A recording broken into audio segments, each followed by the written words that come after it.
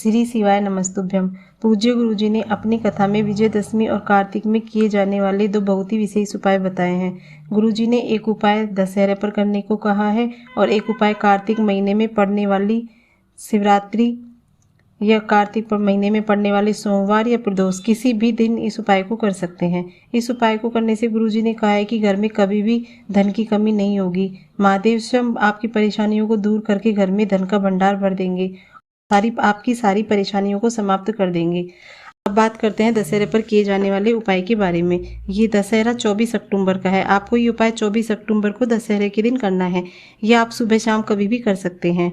इस उपाय में आपको एक शमी पत्र ले जाकर भगवान शिव के मंदिर में शिवलिंग पर समर्पित कर देना है। ये एक बहुत छोटा सा ही उपाय है। आप ये शमी पत्र सुबह या दोपहर या शाम कभी भी समर्पित कर सकते हैं।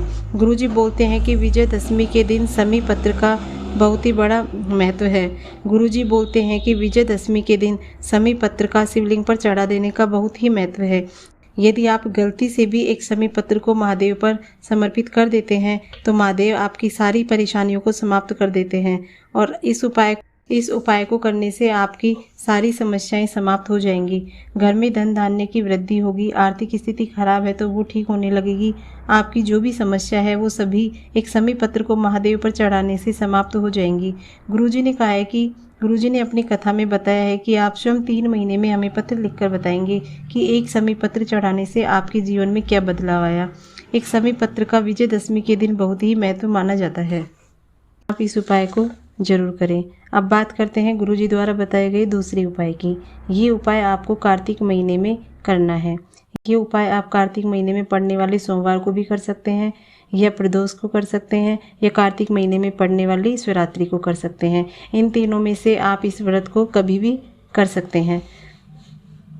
इस उपाय को करने से गुरुजी बोलते हैं कि आपके जीवन की सारी परेशानियां समाप्त हो जाएंगी। आपकी आर्थिक स्थिति ठीक नहीं है तो वो भी ठीक हो जाएगी। आपके घर में लड़ाई झगड़े होते हैं, घर में शांति नहीं है, आप एक एक पैसों के लिए किसी के मोहताज हैं, आपके जीवन में समस्याएं पीछा नहीं छोड़ रही है, आप चारों तरफ से टूट चुके हैं, आपको कोई रास्ता नज़र नहीं आ रहा है, तो आप इस उपाय को जरूर करें। आपकी सारी समस्याएं इस उपाय को करने से समाप्त हो जाएंगी। लेना है और एक शमी पत्र लेना है।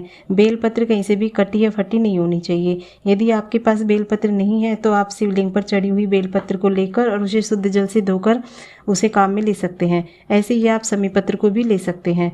अब ये उपाय आपको कैसे करना है। आपके पास एक बेलपत्र है और एक शमी पत्र है। सबसे पहले आपको बेलपत्र माता अशोक सुंदरी वाले स्थान पर समर्पित करना है। अशोक सुंदरी वाले स्थान पर समर्पित करते हुए आपको एक बात का ध्यान रखते समय आपको ये ध्यान रखना है कि बेलपत्र की जो डंडी है वो शिवलिंग की तरफ होनी चाहिए और बेलपत्र की जो पत्ती है वो जलाधारी की तरफ होनी चाहिए। बेलपत्र समर्पित करते समय आपको ओम नमः शिवाय या श्री शिवाय नमस्तुभ्यम मंत्र का जाप भी करना है। अब आपके पास जो शमी पत्र है उसे आपको शिवलिंग को समर्पित करना है। शमी पत्र को शिवलिंग पर समर्पित करते समय ये ध्यान रखना है कि आपने जिधर बेलपत्र की डंडी रखी थी आपको वैसे ही शमी पत्र की डंडी भी शिवलिंग पर रखनी है।